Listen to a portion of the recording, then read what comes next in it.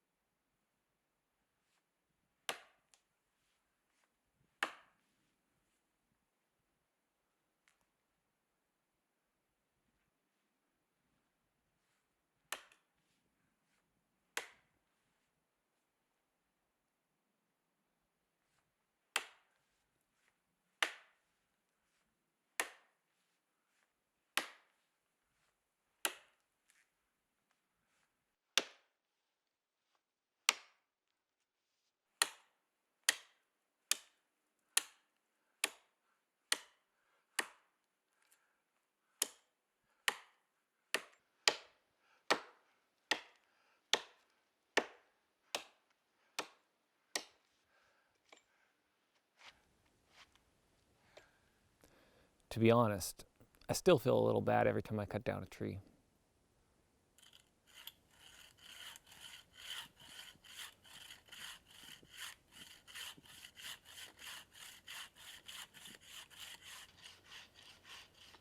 But if I want to build a wooden cabin, I've got a decision to make. Let others cut down the trees for me, who might possibly cut them from beautiful wilderness areas that I love to explore, or take the matter into my own hands, selectively harvest my own trees, do it with the least environmental impact as possible, and by my own moral values.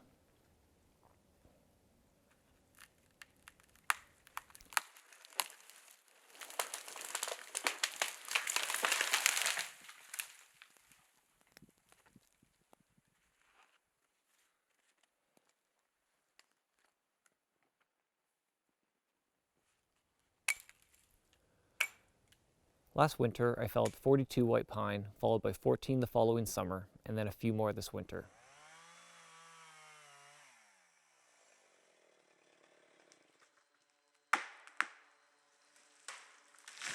This cabin project for me is living out a dream that I've had for a long time, but slightly simulated. So the idea is that I'm going to build this cabin using only tools and resources that I could fly into a remote wilderness area in a small bush plane.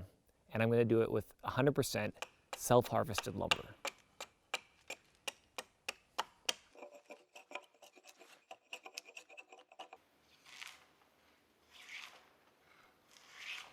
I know I'm not the only one with this dream of going off into the wilderness to build a cabin, but how reasonable is it? What are we really capable of, and what do we need to know?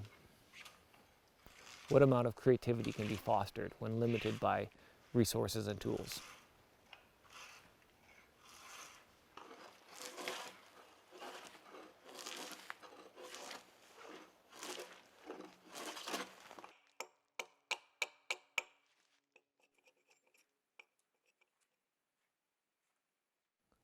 So one of the questions I've been asking myself when developing this project is, what can I do differently? What can I contribute to this art form that hasn't been done by generations of trappers or early settlers or legends of cabin building like Conrad McKinney or Dick Proenneke? Is there still room to innovate this old idea of building a cabin in the woods? I like to think so, but I'm not sure. There's a lot of good reasons why things have been done the way they've been done for hundreds of years. When stacking, make sure there is enough good airflow between the logs. I thought I had enough by putting in a few sticks to separate the logs, but did get some molding, so this could have been done better. Although it's been well documented that you should fell the logs in the wintertime, I did experiment with some summer harvesting, which is the log in front of me and the ones behind me. But as you can see, they quickly turn this greenish gray color, which is quite unappealing. The logs that I felled in the wintertime kept this nice golden look. So these logs here are either gonna have to be re-scraped or I'm gonna mill them up and use them as boards. I've also felt a few and left the bark on, and I'll experiment with peeling them once they've already dried.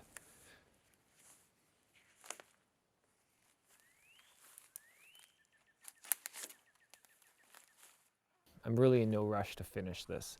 It's the process of spending the time outdoors, using my favorite tools, and taking something that's in my mind and slowly working and toiling it into reality is what brings me happiness, and it's what clears my head, and that's why I'm out here. I often get comments that people say they live vicariously through my videos, which I love. I really want to lean into that in this project. I think the greatest thing about YouTube is that you can actually communicate with the content that you're watching.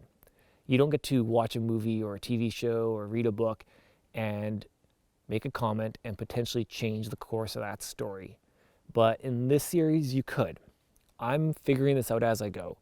And I plan on sharing a lot of the ideas that I plan to implement before I do them. So you're going to have a chance to give me your feedback, share your ideas, or share experience that you've had.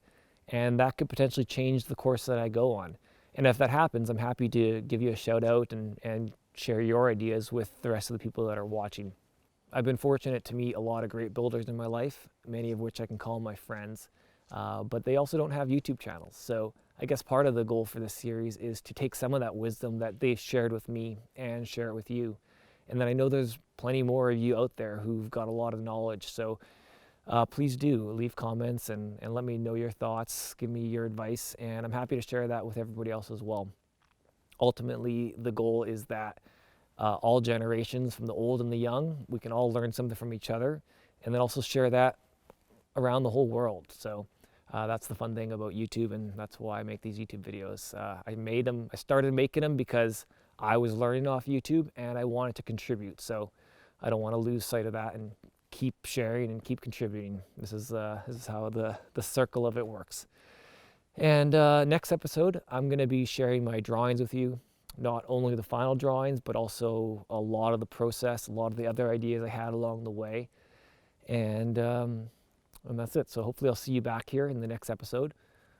Please subscribe. Please leave a comment. And until then, be nice to people. Be nice to our earth.